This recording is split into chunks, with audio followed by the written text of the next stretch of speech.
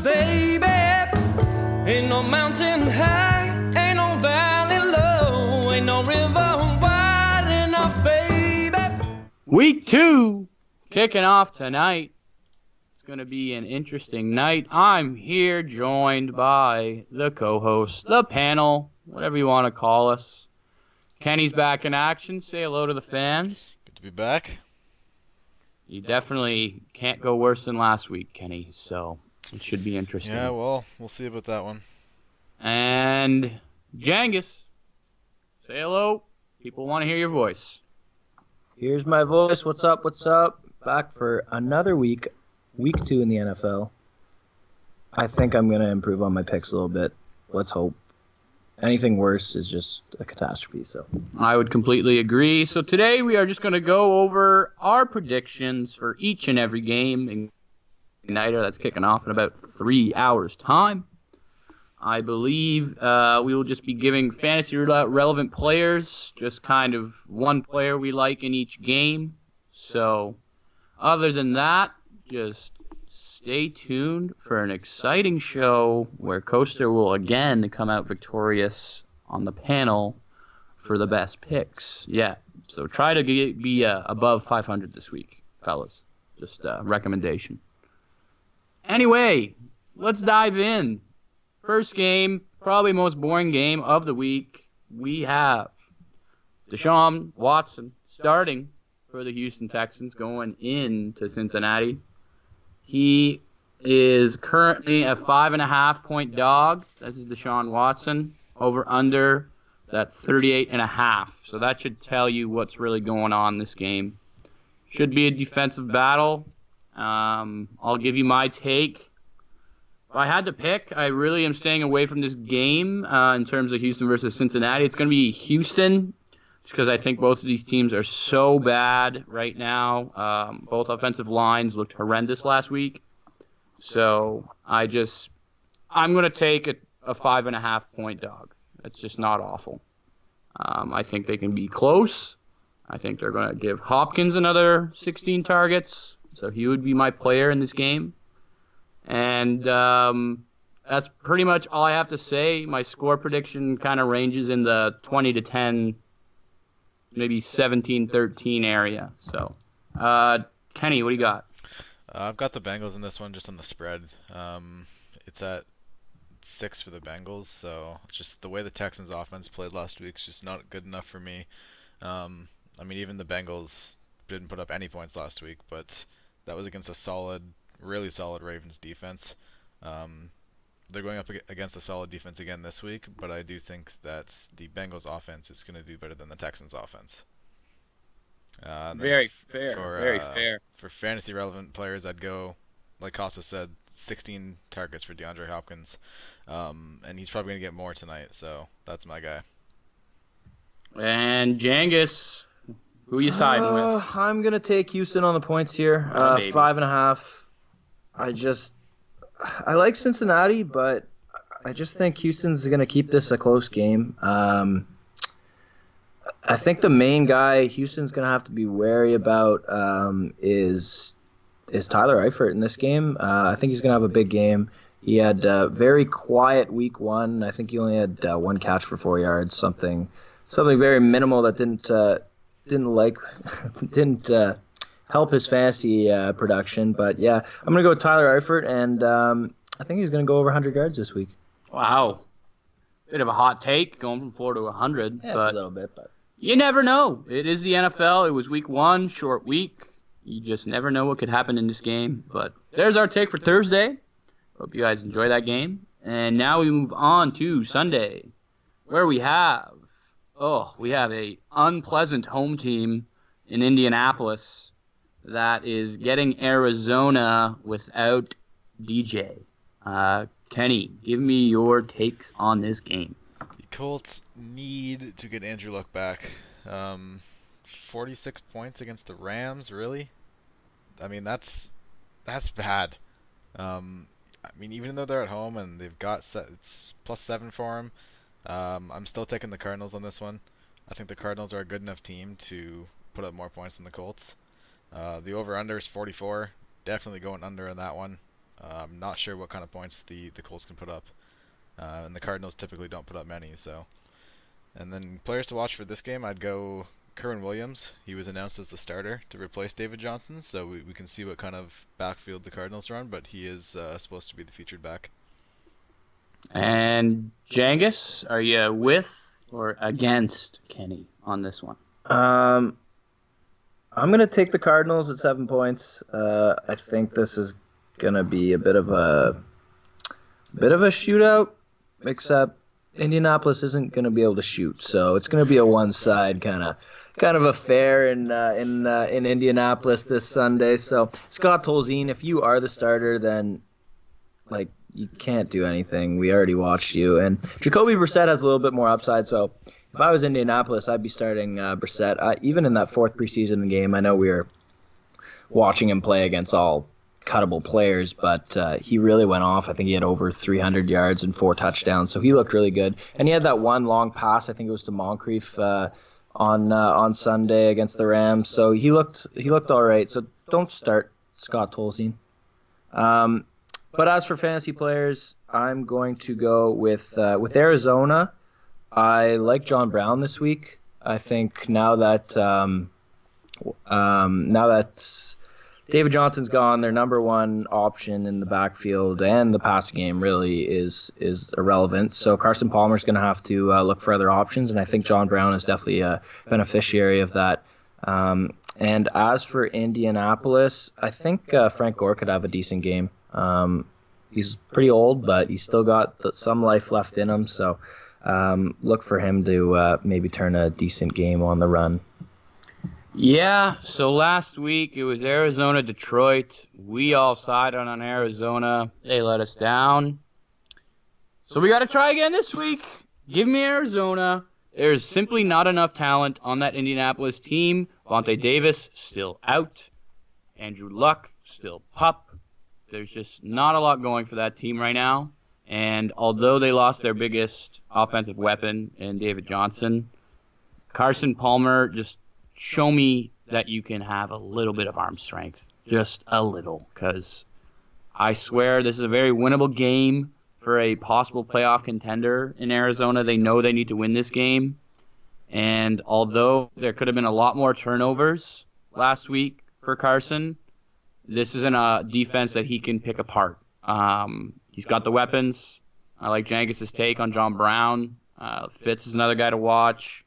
But I just simply don't see Indianapolis putting up more than 14 points with either A, a really bad quarterback, or B, at best, subpar quarterback who hasn't seen first-team reps until this week. So, give me Arizona. And fantasy relevance, probably going to go John Brown as well. I just feel as if you're Indianapolis, you try and cover Fitz as much as you can, and that will leave John Brown more targets.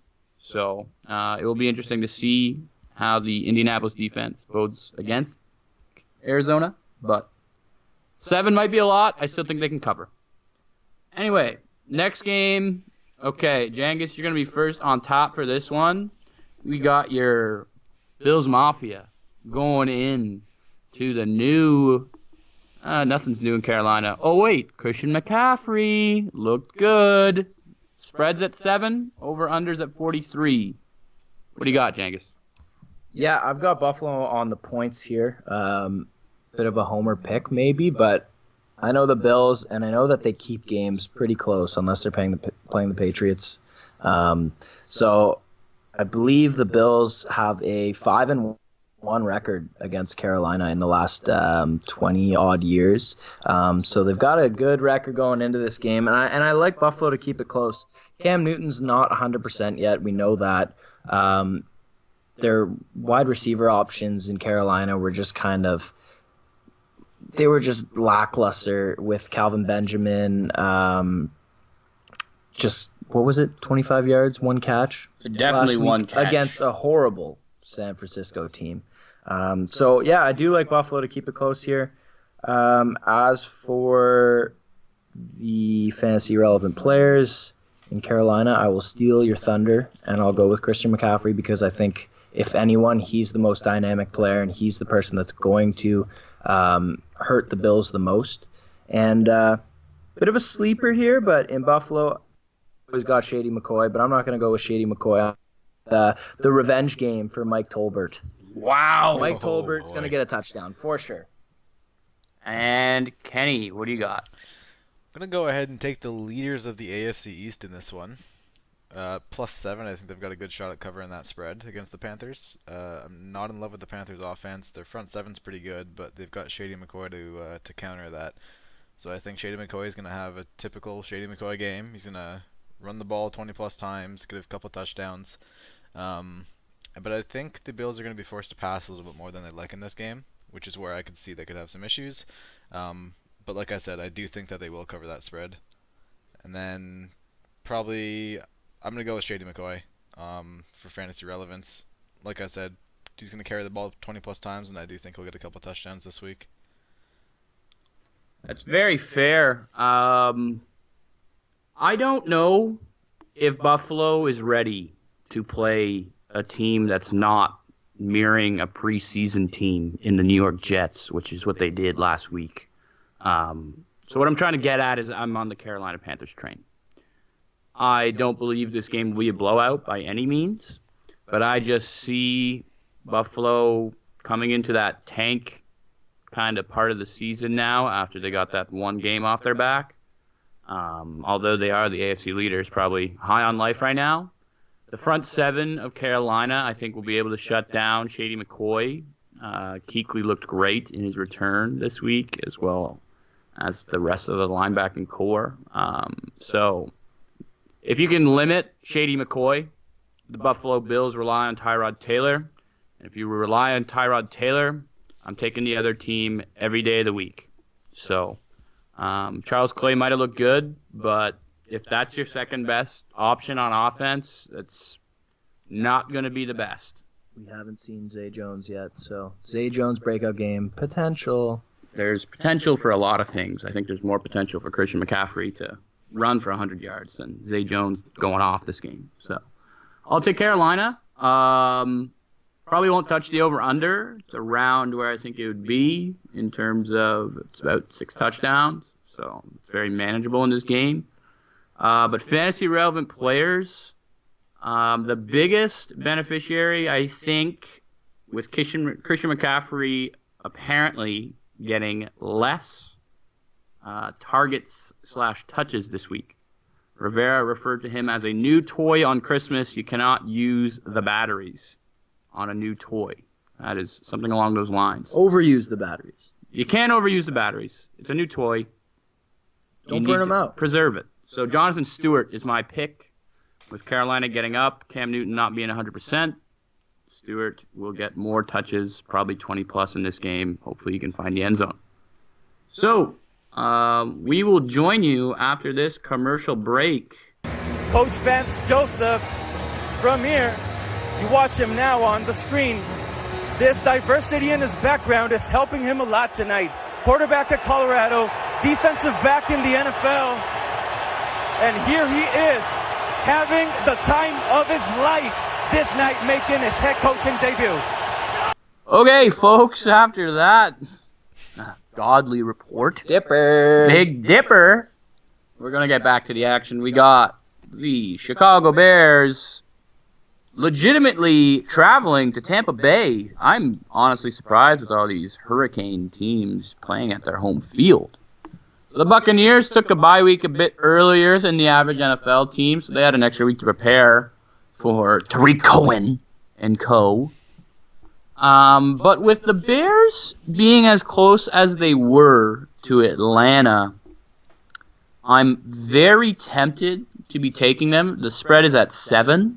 Over-under is set at 43. This is one of the tougher games for me this week. I will definitely be avoiding it just because, we didn't see Tampa, and Jacquizz Rodgers is starting at running back. But I will say I don't think Chicago can pull it off twice in a row. I think they effectively guarded Julio Jones, so they will do the same with Mike Evans. But Deshaun Jackson is on the other side. Cameron Brate is ready. O.J. Howard is ready. They had an extra week to prepare. I just see a lot of things going in the direction of Tampa with the hurricane relief. The crowd's pumped up. Although Chicago's D did look good, limiting both the run game and the passing game of Atlanta, I just think that extra week off, Jameis is fired up with Hard Knocks going on. I will take the Buccaneers. And in this game, Deshaun Jackson is my fantasy relevant player. I think he's going to get you that 4 for 140 yards or a touchdown or 2. Something like that, because he's known for his big play abilities. So that's my take on the game. I'll let Jangus take the next spin. Yeah, I am going to go with the Buccaneers in this one, with favored by 7 points. I think they're going to be really fired up. No one really wanted to have that week 1 crazy circumstances that called for it. So I think Tampa Bay is going to be fired up for this one, and they're playing in front of their home crowd. And just like Houston, except Houston didn't really live up to it, their fans are going to be fired up because they've gone through these circumstances. So I think Tampa Bay is going to do it for the fans today or on Sunday. As for relevant fantasy players, I will be going to Tampa Bay with Mike Evans. I think you can roll him out, no problem. He's one of the top, he was the leading receiver. And on the Chicago side of the ball, I'm looking, again, I'm going to repeat my pick. I just want to see Kendall Wright's usage again. I think he's pretty irrelevant. I'm not going to be playing him in my league or in DraftKings, but I just want to know if they're going to start using receivers or if it's running back tight end combo that the Chicago's going to use all year, because that could pose a big problem for them, because if teams start scheming against that, it might not be good for the so. Kenny, final takes. So I know you're looking at that doc right there that says I'm taking the Bears, but that's changed since I last updated this document. Love that. Just by looking at it changed because I'm looking at the Bears injury report. The only way that they're going to win this game is if they can put up some offensive firepower. That was their issue last week, and then I mean they did it better than I thought they would. But they've got 2 of their starting receivers on the injury report, Bellamy and Marcus Wheaton, as well as Jordan Howard. Kendall Wright hype train. And that's it. They don't have anyone else. And like you guys mentioned, the Buccaneers are coming off that week 1 bye week. So they're fired up. Hurricane, I do believe that they will score more than 7 points. More, you know what I mean? Yeah, I'm picking up what you're saying. You gotcha. So, yeah, it's going to be a weird game, honestly, because we didn't get to see any Tampa action. And on top of that injury report, Kyle Long, I don't think has practiced yet. I don't think he played last week, but if he's out again, that's just not going to help the Bears team. So we'll move on to the next game. We got, the Browns, the dog pound, going in against, I will say, dominant defense of Baltimore. So Baltimore's at home. The spread's set at 8.5. Over-under's at 39. Kenny, I will let you take the floor first because I'm interested to see what you're going to say in terms of just everything. This is a very weird game to me. Yeah, if it wasn't for last week, I'd be like, the Ravens are the easy pick here, but they became within 3 points of the Steelers, who are AFC favorites for a lot of people. The quarterback, it's not as much of an issue for the Browns as it was originally, but at 8.5, I think I'm going to take the Browns to cover that spread against the Ravens. I really liked the Ravens' defense last week. It was, 0 points. They haven't let up a single point this season. But just because it's 8.5, I will take the Browns on that spread. And then I'd say Terrence West is the Ravens pounded the rock on last Sunday, and that was their main source of offense. Joe Flacco still isn't 100%, I don't think, and he didn't play great last week, so I think they're kind of easing him into it. And Terrence West had 19 attempts last week, so look for him to have a big game with a lot of carries. Yeah, I'm going to side with you. I believe Cleveland played pretty well when you look at it from afar. They only lost by 3. They limited friggin' Le'Veon Bell to 36 yards on the ground? He didn't eclipse 40. I can tell you that for free. So if you're going against a team that is all about the rush, you're looking pretty good when you stop arguably the best running back in football the previous week. I think their offensive line didn't have their best game. They got sacked, I think about 5 times, maybe 6 against the Steelers. So that is a scary thing when you're about to go into Baltimore, and they did what they did to Cincinnati, pressuring Andy Dalton all day. But I was pretty impressed with Kaiser's ability to kind of put up with the pressure. Didn't look that nervous. He wasn't really panicking. And if you take away that red zone interception, they could have won the game. So Cleveland at 8.5 sounds good to me. It's a division game as well. Let's not forget that. So those are always a bit closer than people think. And then fantasy relevance. Give me Jeremy Maclin on a bit of a wild call. I say that because if Antonio Brown can get 182 yards receiving, number one guy in my eyes is Jeremy Maclin. And Joe Flacco will have to deviate from that run game eventually. Terrence West and Buck Allen can't rush the ball for a total of nearly 40 times back-to-back weeks. I'm sorry, it's just not going to work. Teams will pick up on that. So, Jeremy Maclin, give it to me every day. And over-under, I will say this. It is probably my second best-ish pick of the week. Under 39. I don't see this game getting above 30 points. Jangus, final take.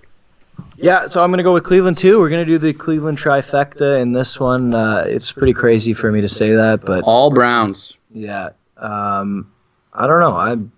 I think the Ravens were dominant last week, but I really like what the Browns did.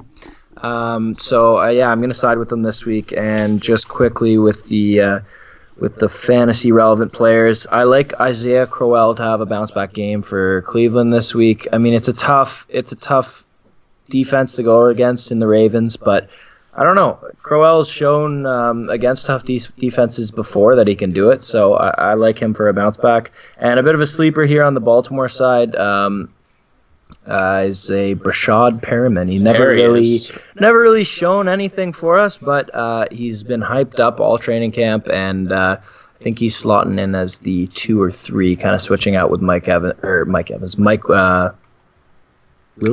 Wallace, Mikey Wallace. Wallace, Williams, Evans, whatever. Mike Wallace. So, Brashad Perriman's my little sleeper pick for Baltimore. It's not a bad pick, I must say. Yeah, they definitely could give him the ball more. Can't be any less than last week. So, now we'll move on to one of the better games of the 1 p.m. slate. It's the Minnesota Vikings traveling to Pittsburgh, where we now get to see Big Ben at home as a 5.5-point favorite. Over/under set at 45.5. I think this game has potential to be a shootout. Call me crazy, but Sam Bradford was the best quarterback in Week 1. Alex Smith, I know you did very well, but Sam Bradford looked like a stud. He finally is revealing that he has immense chemistry with Wheelan and Dealin Thielen. But saying all this, Pittsburgh at home is a different beast. Le'Veon Bell hasn't woke up yet. Martavis Bryant didn't touch the ball too much. I'm going to be taking the Steelers this week. I think them winning by a touchdown is more than possible. I think the Steelers' pass rush looked pretty good. last week. Like I said, they got a lot of sacks versus Cleveland, and the offensive line of Minnesota is their weak point. They were lucky enough to play the New Orleans Saints, who just simply don't have much going for them on the defensive side of the ball. So I'm going to be taking the Steelers at home, and my fantasy relevant player is similar to the Tampa Bay situation. I'm saying Martavis is finally going to go for that 50-yard pass we've all been waiting for, maybe even a couple. Because if you're Minnesota, and I think they're going to be without Xavier Rhodes, he did come out in that game, you have to game plan around Antonio Brown, which is going to leave one-on-one coverage. Martavis, he's too big, he's too fast. Give him to me all day. Kenny, who you got? So the Vikings held the Saints to 19 points last week. I like the Saints offense better than the Steelers offense. What did you just say? I like the Saints offense better than the Steelers offense. Okay, I just wanted to get that documented one more time. Keep going. I'll say it again if you want. That's Drew Brees. Two's enough. Two's enough. So, the Vikings, I really liked the Vikings last week. Like you said, Bradford was unreal. So I like that matchup against the Steelers defense. I think that's going to be what the game comes down to, because I don't think the Steelers offense is going to be able to do a lot against the Vikings defense. So I am taking the Vikings at the 5.5 spread for the Steelers. I think they can stay within 5.5. And I really like Dalvin Cook on the fantasy relevance side. Just because they leaned on him heavily last week. He got a lot of yards. Don't think he got in the end zone, did he? Dalvin Cook did not get in the end zone. So he got over 100 yards. I know that. But I mean, didn't get in the end zone. So I expect him to put up a similar performance, but hopefully punch one in this time. Yeah, he needs one. He needs to catch up with all these rookies that are going off. So, Jangus, who are you siding with? I am going to go with Pittsburgh. At a boy. 5.5 favorites. I think Minnesota's a great team. They showed us that on Monday night. But Pittsburgh at home is a whole different beast, and compared to Pittsburgh away, I don't think they had their best game, and they obviously didn't have their best game with Le'Veon Bell over in Cleveland. So, yeah, I'm going to be siding with Pittsburgh here. I think it is going to be close to a shootout, like Coaster alluded to, unless the Minnesota defense can overpower it. So, without their corners, I don't think that's going to happen, so I'm going to take Pittsburgh on the as the favorite. Relevant players in Minnesota, I'm going to go with Stephon Diggs. Game against the Saints last week on Monday, and I just want to see if he can produce again. He's a bit of a tougher defense against Pittsburgh. They had a real good game against Cleveland, but I think he has the capabilities to be a top receiver in this league, and he can beat almost any other corner out there. So I'm going to go with Stephon Diggs. And for Pittsburgh, we've got a guy who sucks on the road, and he's great at home. That's Ben Roethlisberger. Who else? He's going to be a start this week for most of your quarterback play. So I'm going to go with Ben Roethlisberger. There's just too many weapons for him to pass to. There's Lev. There's Antonio Brown. There's Martavis. There's Jesse James. Don't forget about him. And yeah, he's just going to overpower Minnesota. As I said, good defense, but I think the home road split kind of thing just pushes me over the edge. So I'm going to go with Roethlisberger. Push me to the edge. No, we won't go with that. But anyway, another thing that I think is pretty interesting in this game is they're essentially playing a flipped version of what they played last week almost in terms of Pittsburgh, because they're going from a really bad defense and a decent offense to a really good defense and I would say, above average offense. So we'll see how it turns out for Pittsburgh. But we're going to move on to possibly the most exciting game of the week. It's the point total now is at 56.5 of this game. Who do you think it is? Yeah, you guessed it. Angry Tom Brady is going in to the Dome in New Orleans to play Drew Brees. Many people are saying this is going to be their last meetup, potentially. Both could retire in the next year. Both could possibly never play again just because of the NFC-AFC split. So this is going to be a shootout, no doubt. The spread is set at 6 in favor of New England. I will pass it to Jangus, being the first guy to give you his take on this game. Yeah, I just don't see any way that Tom Brady doesn't come out and win this game, or the Pats and Belichick don't come out and win this game. So I'm going to take them on the points. You saw Minnesota pick apart the much improved, apparently, New Orleans defense. So I really can't believe in that defense until I see different. So I'm going to side with the Pats with the 6-point favorites. And they're pissed off. They didn't want to lose last week. And they're just going to come out and beat the snot out of the Saints. As for fantasy relevant players, it's a revenge game for Mr. Brandon Cooks. So I'm going to go with him. I can see him just trotting all over the dome. He knows how to play there. So Brandon Cooks is my take. He's a must start in New England.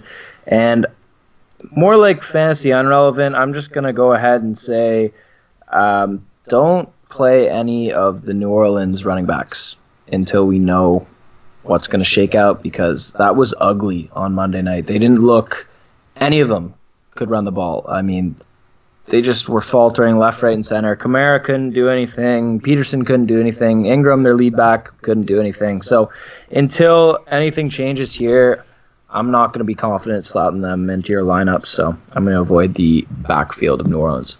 Kenny, thoughts, questions, comments? So I feel like I've been complimenting the Saints way too much these past 2 weeks. So I'm definitely picking against them on this one. There you go. Like Ben said, there's no way that Tom Brady and the Patriots are going to go into New Orleans and lose and go 0-2. They were supposed to have a perfect season this season. Let's not forget that. So 6 points I think is pretty tame for this game, honestly. I definitely think the Patriots are going to cover that spread. With all the offensive weapons, I do think Drew Brees on the other side is going to put up a lot of points, but Tom Brady is definitely going to put up more points. And then I really like...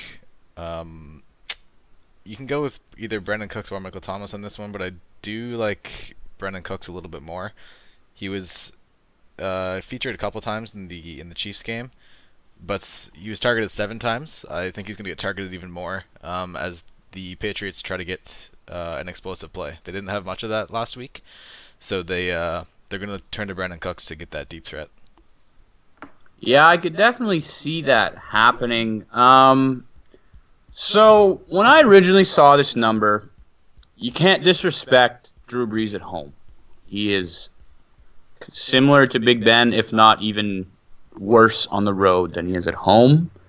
But there is too much for me to not pick New England in this spot. So let's start with the days off, okay? New Orleans played on Monday night. So they got to play it Sunday.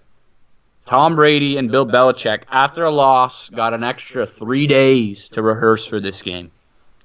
So I don't know if you notice. I don't know what the record is off the top of my head, but it's stupid for Bill Belichick after a loss. So although the number for me is a bit high, I am still going to take New England. I just think if Sam Bradford did what he did against that defense, Tom Brady is going to have a field day. So he is my pick for the fantasy relevance. I'm forecasting 400-plus passing yards, probably 4 or 5 TDs. So I don't really know what else to say. Drew Brees will probably match him, but I just think Drew Brees cannot go touchdown for touchdown with Tom Brady with the Saints D. So we'll move on to the next game, where we have the Fly Eagles Fly are going into Arrowhead Stadium to play the revved up Kansas City Chiefs. This line, I will point out, originally came out at 4.5 in favor of the Chiefs. It's now at 6. The over-under set at 47.5, which I think is also a bit high. I'll go first on this one. So honestly, I think the spread's too high. We'll start with Kansas City looked great but they played a team without a pass rush. Let's get that started. Philadelphia has one of the best in the league, in my eyes. Carson Wentz looked very efficient. And let's not forget, Eric Berry's gone.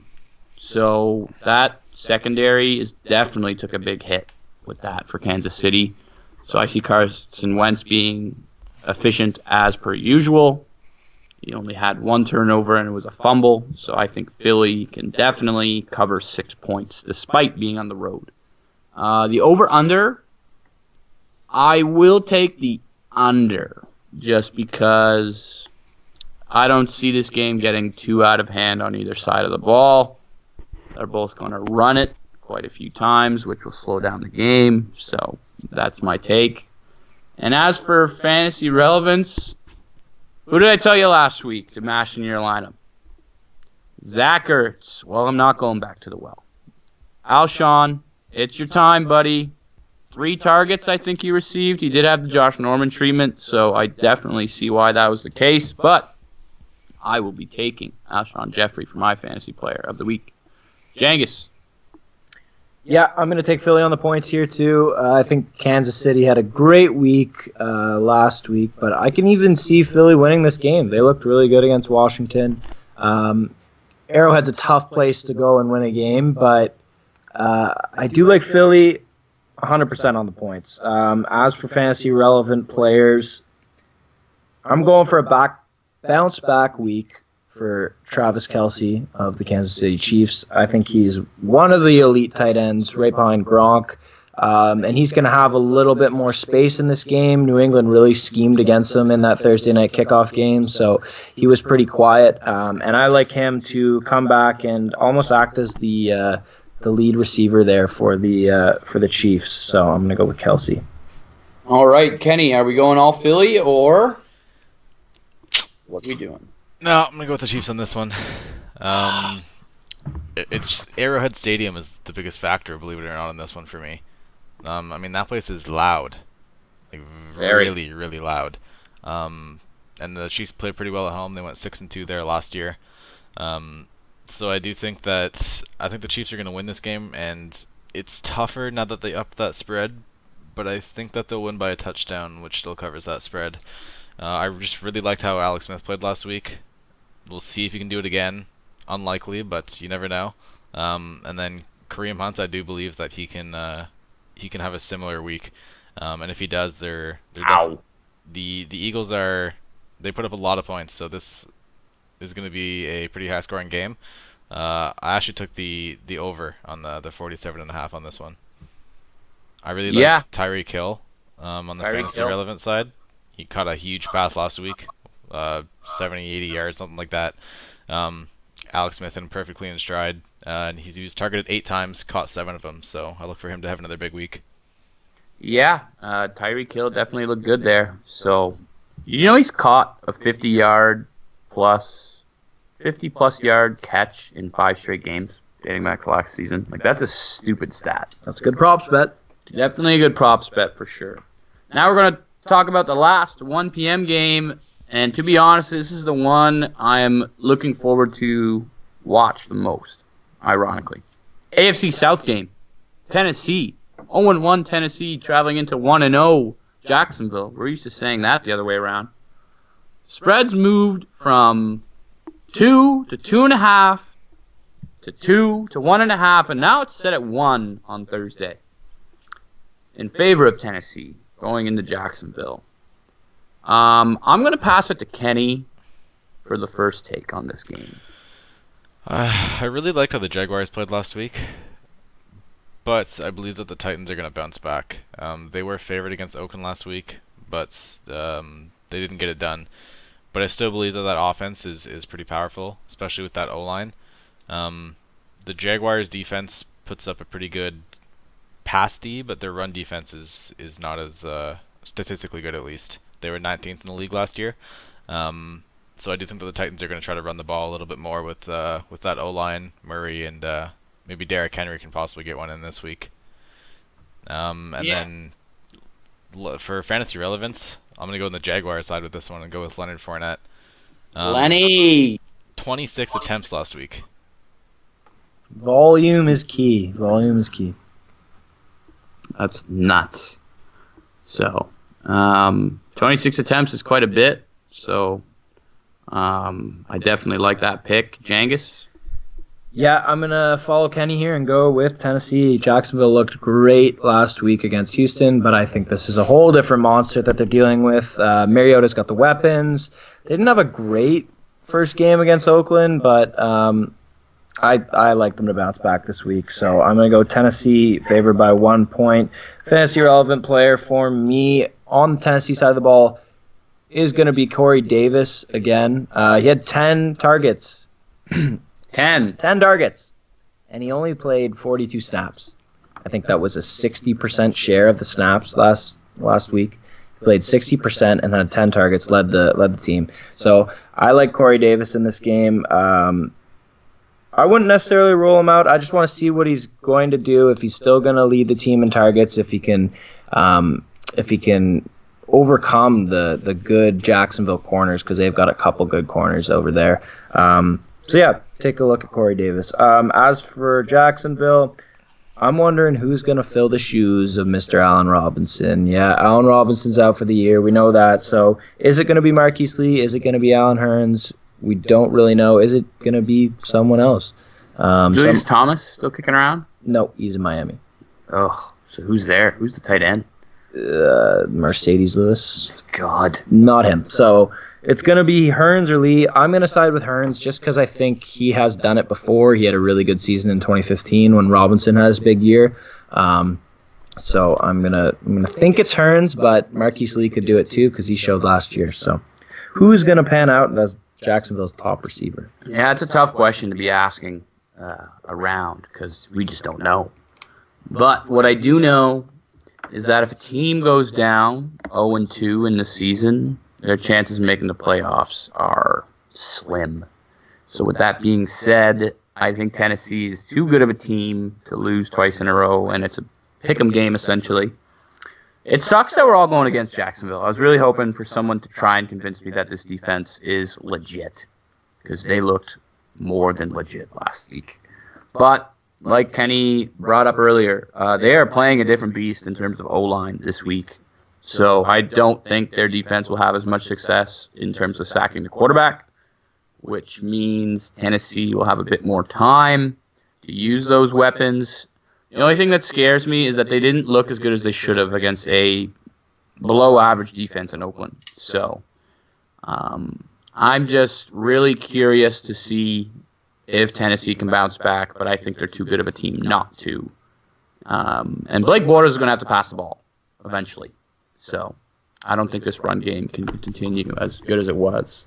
So my fantasy relevant player for this week is a man who averages a touchdown every 2 games. His name is Eric Decker. Eric Decker didn't get a touchdown last week, still got 8 targets.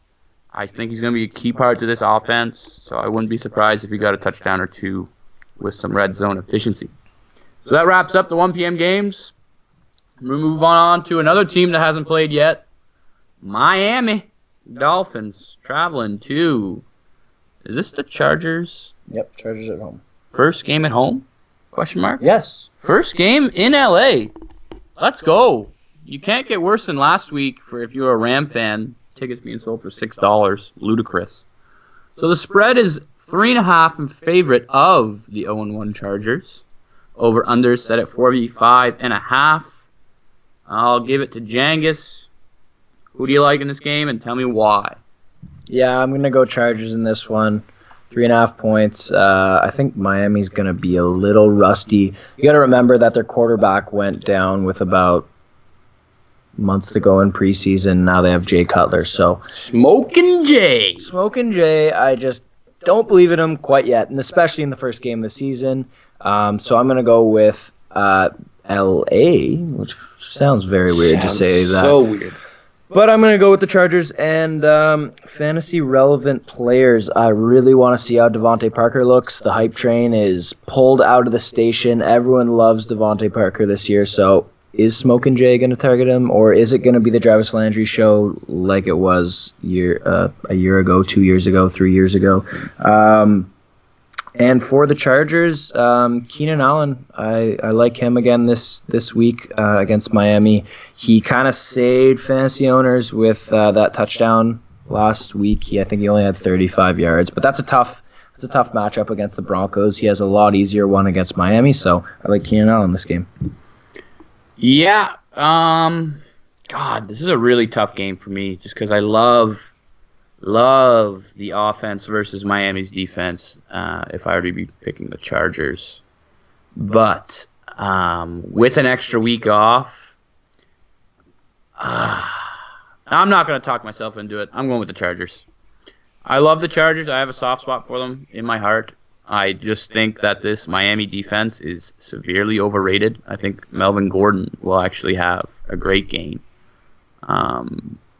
The O-line for San Diego didn't do half bad, considering they played the front seven of Denver. And I'm just really not that concerned, other than the Ndamukong Suh and Cameron Wake. Other than that, Miami's actually quite lackluster in the Phil's going to have all day. Hunter Henry can finally catch a pass if he wants. So I think 3.5 is more than manageable, especially if they're at home. And as for that over-under total, it's a tough call being at, what did we say, 45.5. So if I had to pick, it would be under just because I don't see Miami putting up too many points. And then fantasy relevant players, like I said, Melvin Gordon. I think the rush defense of Miami last year was in the bottom 5, so I do not see that improving too much with no pickups. So, Melvin Gordon, consider yourself warned from Coaster. You are getting 2 touchdowns. Kenny, final takes. This is Jay Cutler we're talking about here. Smoking Jay. He loves darts. Smoking Jay. Did he play a preseason game? If he did, it was very, very brief. Briefly. So this is his first game. This is Jay Cutler's first game since he got cut from the Bears. There's no way I can side with the Dolphins in this one, even with a week off. I just really don't think they're going to get anything done offensively. Phillip Rivers and the Chargers looked pretty good last week. They should have gone to overtime had they not iced Young Ho over there. Young Ho, baby. But yeah, I do like the Chargers in this one. That's at 3.5. Also at home for the first time, so crowd should be pretty fired up. I think they'll be able to get it done. And I really like Melvin Gordon on the Chargers side for fantasy relevance because the Dolphins were 30th ranked run defense last year. Told you. Bottom 5. That's third last. So expect the Chargers to lean a little bit more on the run game this week, and Melvin Gordon should be able to get a couple touchdowns. Yeah, I agree with everything you're saying, Kenny. I love to hear that. Next game, my Jets have to go play Oakland in the black hole. God, Oakland as they should be, are favored by 13 points. Over under is set at 43.5. I'm going to take the first spin on this. I hate picking teams above basically double digits as a point favorite. But if I were to see how bad this Jets roster is live, I definitely would recognize why this is the case. Oakland, if you're telling me you can go into Tennessee and beat Tennessee by 10, I'm pretty confident you can beat the Jets by 13. It sucks that the spread's so high, but it needs to be. The Jets are just awful. So with them not being able to put up 14 points, I just see Oakland getting minimum 28. So that made it an easy pick for me. And my fantasy, not only relevance, but star of the week, beast mode, Marshawn Lynch, I think will be the highest point getter as a running back for this week. Kenny, thoughts, questions? I'm going to go ahead and take your advice on this one. I'm going to invest in the Jets by picking them to lose. Good man. So yeah, I'm going with the Raiders on that one. In Oakland for the first time. Were they at home last week? They were not. No, they lost to Tennessee. First time of the season. After this whole this whole Marshawn Lynch announcement and the whole relocation announcement. So that crowd should be pretty fired up. We'll see though. But either way, it's the Jets against the team that is probably going to the AFC Championship. I do agree with you. Marshawn Lynch is probably going to go off. They are going to need to be running the ball a lot. I expect that the Raiders are going to have to run the clock out towards the end of the game. So expect Marshawn Lynch to get some definitely goal line carries as well as some decent yardage this week as well. And yeah, I agree with those points for sure. I really like Jermaine Kearse actually. Wow. Yeah. Everyone's loving Jermaine Kearse. If the Jets are gonna score, it's gonna be Kearse because I don't know who else is gonna do it. Don't forget about Billy Powell, because Billy Powell is going to score. And he is my fantasy relevant player for the Jets because they are going to be down early. So, I mean, we've talked about Matt Forte and Bilal Powell. I mean, I think he's going to be the main back catching the passes in New York. Or not in New York, in Oakland this week. So He does play for New York. He does play for New York, yeah. So who are you taking on the spread, Jangus? This is tough because, as you said, I hate taking 12 or more, 13, like 2 touchdowns. It's a lot, but I think 2 touchdowns is definitely manageable by this Raiders team. So I'm going to take it clean sweep on the Raiders for 13-point favorites. And just to finish off with my fantasy relevant players for the Raiders, obviously Billy Powell was mine for the Jets for the second week in a row. So hopefully he does something this week. For the Raiders, it's got to be Derek Carr. Yeah. He is going to put up some numbers, but I'm just hoping the Jets keep it close-ish so he can keep throwing the ball, because I feel like this could be a Marshawn Lynch takeover here in the second half. But yeah, I'll go Derek Carr for my pick of the week. Yeah. Let's just say Oakland is part of my hot take section, which we will get to at the end of the show. Dallas, you're my next game. Cowboys Nation, looking strong. But now you got to go into Mile High Stadium playing the Denver Broncos. Broncos at home. So Dallas is favored by 2. Over under set at 42. Jangus, I give you the floor. It's a tough one. 2 very good teams. Dallas looked really good on Sunday Night Football, and on Monday Night Football, Denver looked great for 3 quarters, and then Chargers started coming back on them. But I'm going to pick the Cowboys here, 2-point favorites. I'm going to side with them. I just think they are going to overpower, a very good Denver defense, but they've got a lot of weapons in Dallas. Dak Prescott showed that he is a very competent quarterback, and it wasn't just a rookie thing. So he's going to come in, and then they've got Zeke, they've got Dez, and Terrence Williams looked pretty good. Terrence Williams, under the radar. He looked pretty good on Sunday, so I'm going to go with Dallas. As for fantasy relevant players, for Dallas, I'll go with Ezekiel Elliott. I think he's going to have another massive game. Denver isn't that great against the run. They have a great defense, but it's more their corners that make their defense great. So Zeke will have a good day here.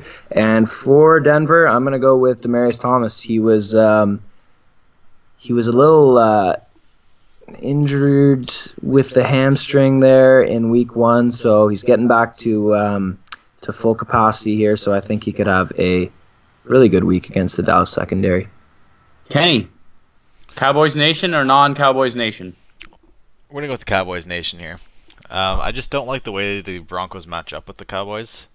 The Broncos, their run defense, as Ben mentioned, isn't too great. And then that Cowboys O-line should just be dominant. You've got Von Miller there, but that's pretty much it that can stop a run. And he's more of a pass rusher, so I do think Zeke Elliott's going to have a pretty big game. And that's a pretty bad matchup for the Broncos. So they should get a lot of their points on the ground. And as well, the Cowboys' run defense was ranked. They let up the least amount of rushing yards last year, and the Broncos don't have a great running game. They were 27th last year. So that's another mismatch on the Broncos side that I think the Cowboys can take advantage of. And who should we keep an eye for in the game? As I mentioned, I do like Zeke Elliott, but Demaryius Thomas is pretty good. He got 8 targets last week. He's Trevor Simeon's favorite guy. And Simeon. Sorry, Simeon. If the Cowboys do have a weak spot on D, it is their pass D. So I expect the Broncos to try an aerial attack. I'm going against the grain. I'm picking Denver. I just think they're too good of a team to be a dog at home. I really do think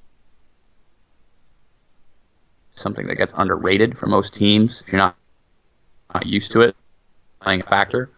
And efficient as Simeon looked, I don't think that secondary was challenged at all last week. Clearly, without Odell, the Giants looked out of sync. Holy God, did they look bad. And now there's news that he's going to be out for 6 to 8 weeks. It was a 6 to 8 week injury is what he was saying, but that doesn't mean he's going to be out for 6 to 8 weeks because it's Odell and he's getting he is a freak around the clock. So I would not be surprised if he plays.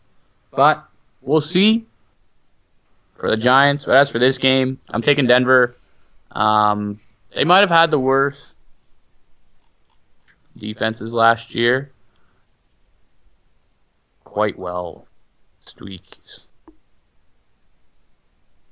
Just think that I don't know why I'm giving Simeon so much credit, but God, did he look good in those first 3 quarters. So I think that they'll be able to keep it close, pull off a last-second field goal victory is my prediction for that game.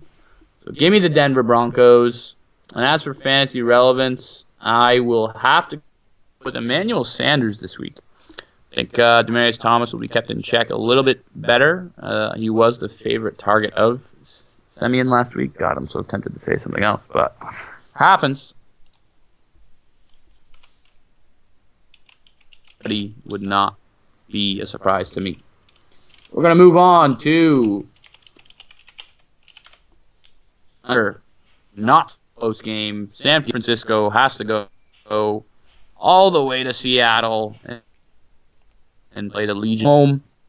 I'm going to give you my pick, hopefully short and sweet. Seattle.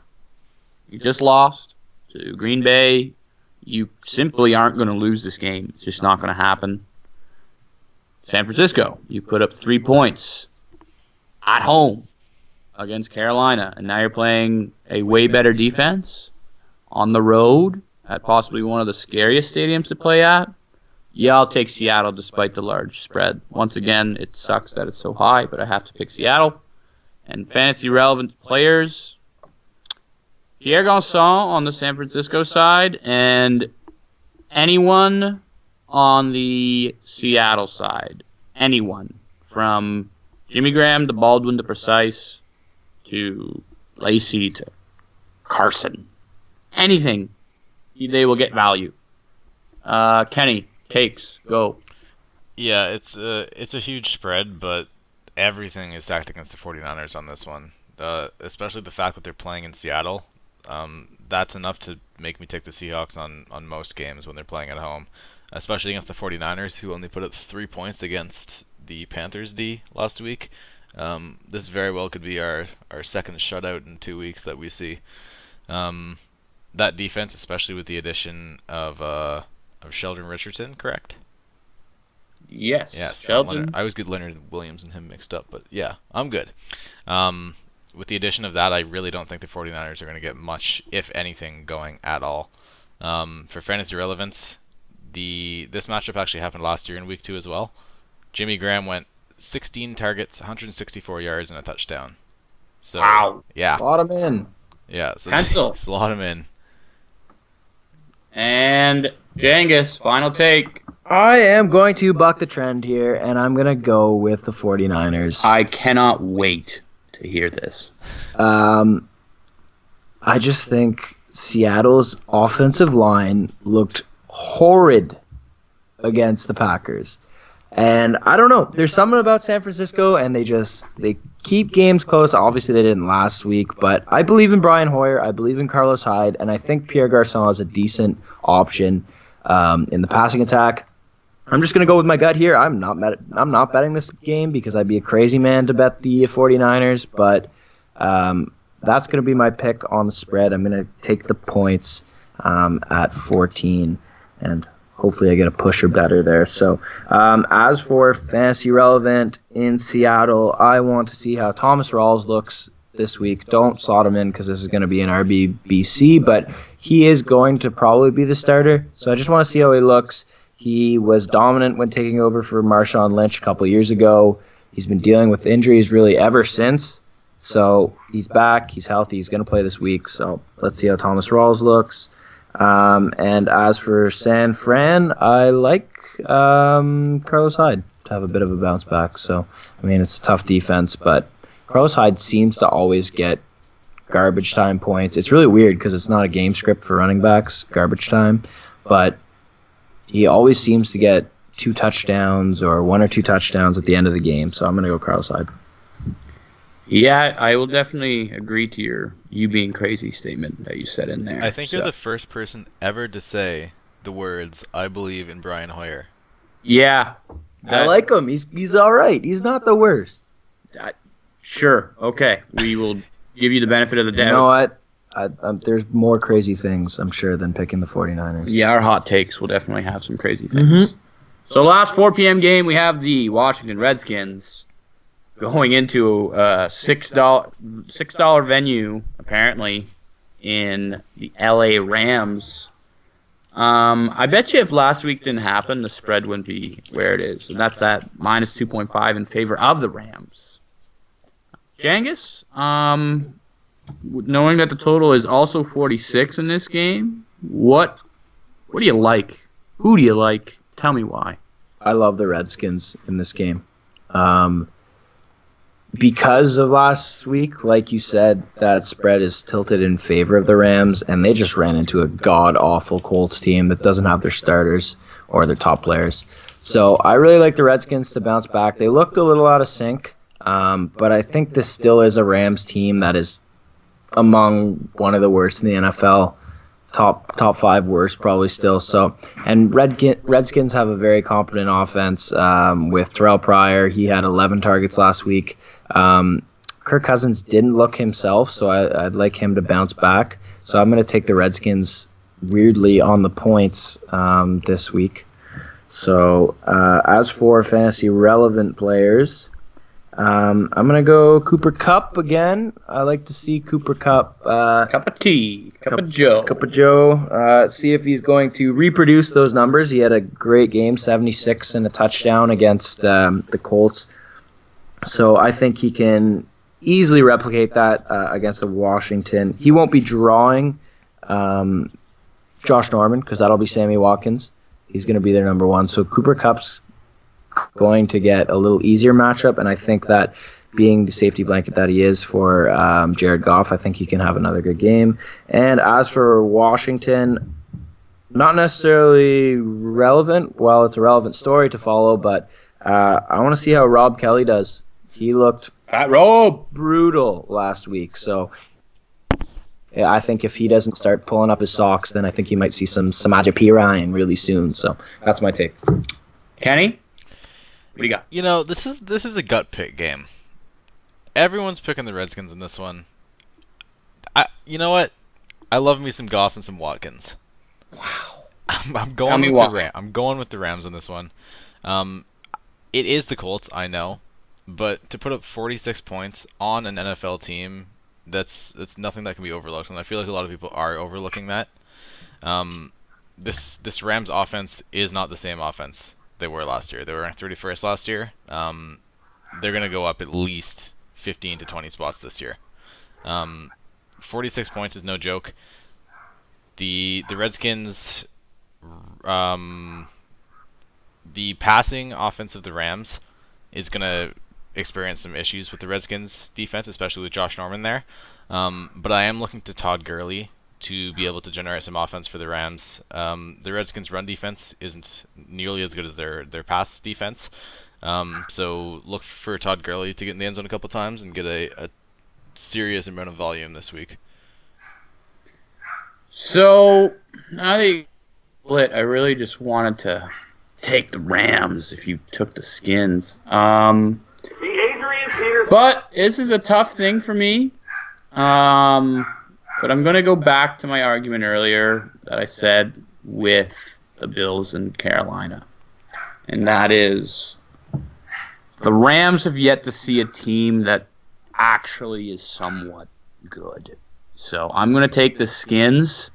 Although I think Kirk Cousins could be falling off. This could be the season. A lot of people are rumoring that. But it's not going to happen against these Rams. I think he's got a lot of weapons against a shaky pass defense in LA. So I just think that Kirk Cousins will be able to get it done. He's a dog in the game, which is another thing I like. They can still lose by 2 points, but I think they'll win the game outright. And my fantasy relevant player for the week is going to be Kirk. He's going to bounce back. Got a good feeling. Captain Kirk, I got him in a couple pools. I need him, and I think he's able to do it this week against the LA Rams. If anyone's going to go off on the Rams, I'm going to agree with Jangus on this one. Cooper Kupp is the guy to look for. He's not on Norman, so he should have a field day against that secondary. Kenny, you know what game's coming up next, right? Oh, yeah.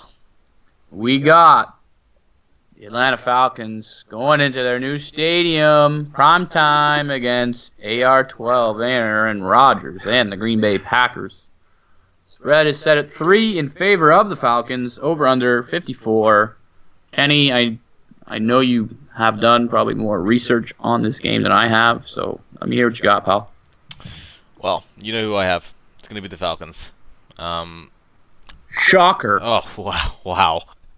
Tell me why. I just think that the Falcons aren't a good matchup for the Packers. Just historically, even last season, the Falcons put up a ton of points against the Packers. Packers had the 31st ranked pass defense, the second worst in the league, their pass defense. And historically, Julio Jones coming off of weeks where he has under 100 yards. Last week he was pretty quiet, but the entire offense last week was pretty quiet. New offensive coordinator Steve Sarkisian. It's a name. Sark's his nickname. Oh, by the way. Sark was pretty conservative coming out against the Bears. The Bears front seven really stopped Devontae Freeman and Tevin Coleman and the run game. Falcons got a little bit of an issue at right guard with that run game. But hey, run it to the left should be fine. I do think that they're going to heavily lean on the pass a lot more than they did last week, especially with Julio Jones not having a big week. I really think Sarkisian was waiting for this week to take his shots to Julio Jones down the field in that really weak Packers secondary. And just because the Packers know that, the Packers are going to be probably doubling Julio Jones as much as they possibly can. So my guy that I'm expecting to have a big game is Mohamed Sanu. He's probably going to be one-on-one for a lot of the game. And a lot of people haven't realized it, but I mean, I watched all the Falcons preseason games. I've watched last week. I think Mohamed Sanu's hands have gotten a lot better. I've seen him make some pretty nasty one-handed catches, even in practices and stuff, warm-ups. His hands have gotten a lot better, I feel like, so I expect him to have a couple highlight reel catches. Jangus, Sunday Nighter, what you got? Because we had a great game last week with the Packers and the Seahawks, but that game sucked in the end. So I think this game's going to be really good. I'm going to go against Kenny. I'm going to take the Packers. I'm going to take Aaron Rodgers walking in, flashing his belt in that new stadium. And just because I think that Packers defense looked really good against. I mean, Kenny's pointed out all the facts and all that they aren't that good last year, but I think they looked improved. So I think they can stop this high-powered Atlanta attack. So I'm going to go with the Packers. And I think a big player for the Packers in this game is going to be Ty Montgomery. He's going to have a really good game, being a dual threat out of the backfield, catching and running the ball. I think he definitely has a very high ceiling for this game. And as for Atlanta, I'm I'm gonna go with Devontae Freeman having a bit of a bounce back this week. He only had 34 yards and a touchdown, 35 yards and a touchdown last week. So I think he gets up around that 90-yard rushing total, and he has a pretty solid week. This game for me is probably the hardest to pick. As much as I want to go on Kenny's side and pick the Falcons, as much as I want to see AR-12 light up at secondary in the new stadium, God, would that just hurt the fans. I still don't even know. Like, I'm going back and forth, but I'm going to lock in the Falcons. Although they did not look good last week. Yeah, we look decent.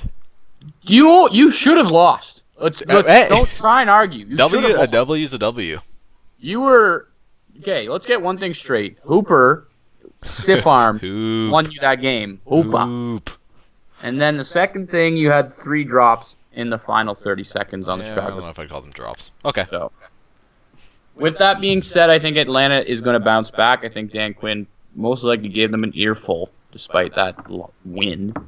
So, I don't think that pass defense is as good as we thought it was last week. They did hold Russell Wilson to no touchdowns. No one got any touchdowns that day. But you alluded to my fantasy relevant player of the week, and that's Julio Jones. I've run through probably like 5 possibilities of how this game could play out. And Julio Jones not getting 125 yards, it's just not happening. It's simply, there's no possibility where Julio gets below 100 yards this week. That's a fact. So with that being said, Mohamed Sanu is going to get open. Austin Hooper might have another touchdown catch. Of the year. We could see another stiff arm. You never know. But the pass defense for Green Bay, along with struggling in their past 3 meetings, I believe. I don't think AR-12 has beat them in his last 3. So Atlanta, it's only 3 points. It's in the new dome. It just makes a lot of sense for me to go with Atlanta here. But this over-under, I seriously do think it can eclipse the 54. And it might go to that 60 range, somewhere in there. But I did say that about last week, over 80 points, and wasn't even close, folks. So we're going to go to the final game now.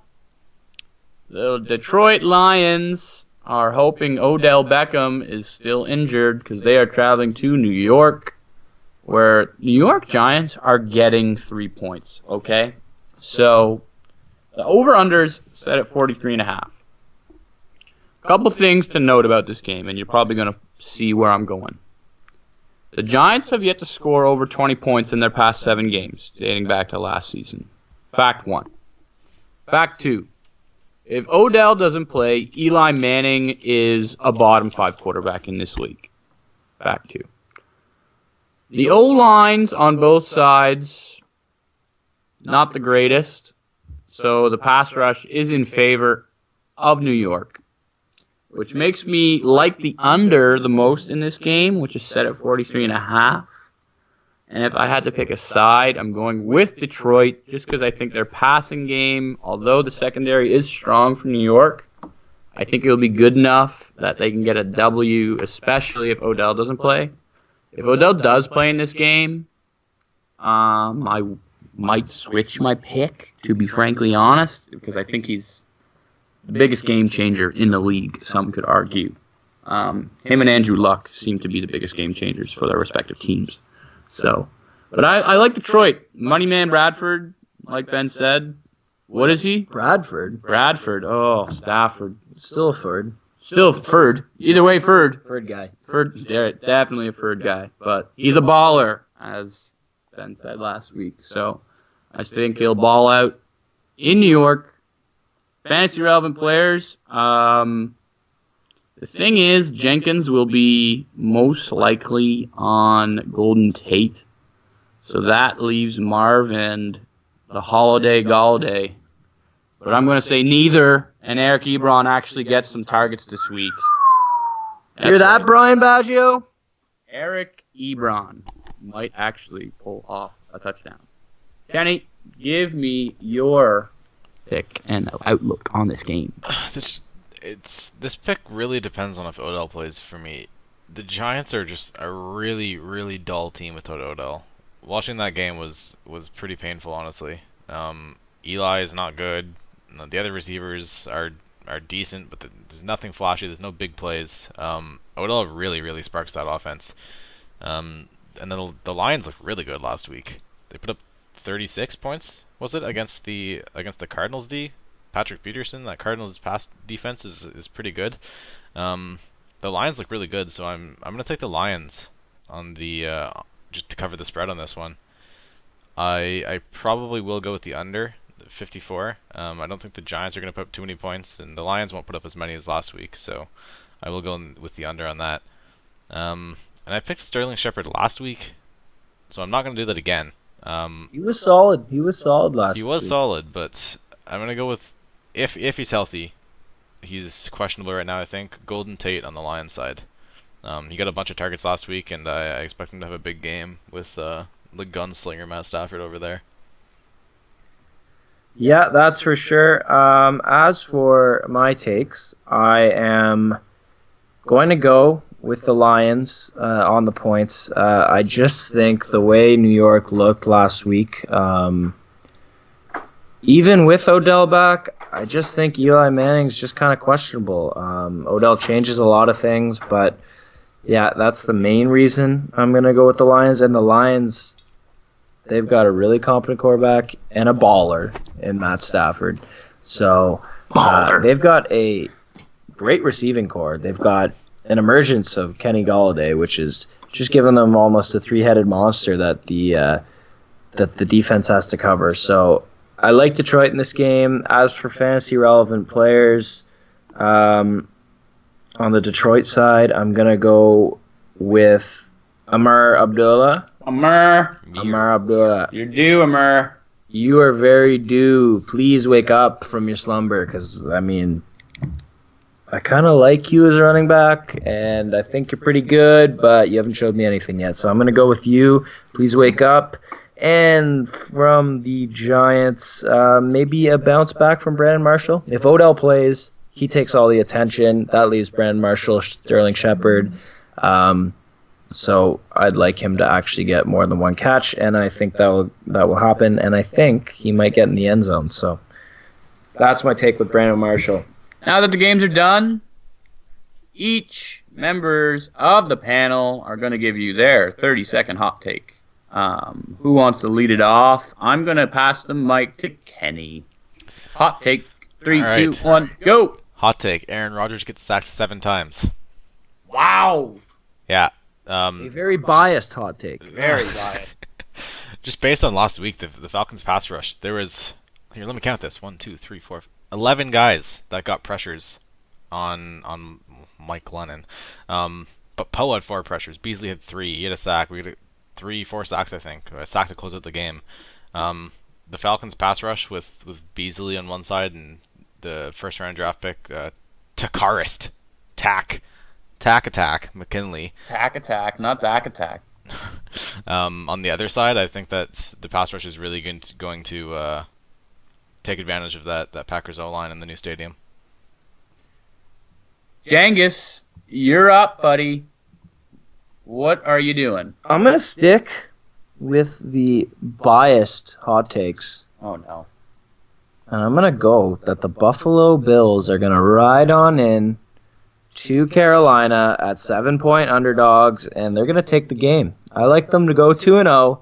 They're going to be the leaders still of the AFC East. So, and as I already alluded to, let's make this even hotter. Mike Tolbert's going to get a touchdown in his revenge game. So Mike Tolbert touchdown and a Bills win. Take it to the bank.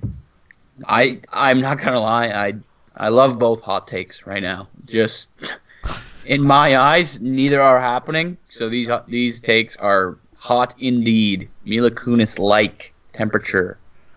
For my hot take, I'm going to join this fairly biased hot take session. And it's going to be kind of the opposite direction. And that's the New York Jets lose by 28 plus points this week. 28 is my number. I wouldn't be surprised if it's bigger. What scares me on that over-under, I wanted to point out, is that the Oakland Raiders do it by themselves. And that's 42.5 points. 43 now. So the Jets lose by 28 plus and do not get to double-digit points. Those are my two hot takes. The second one not as hot, but 28 points plus victory for the Oakland Raiders. So that wraps up our show, folks. Week 2 predictions will be posted on Coach's Corner.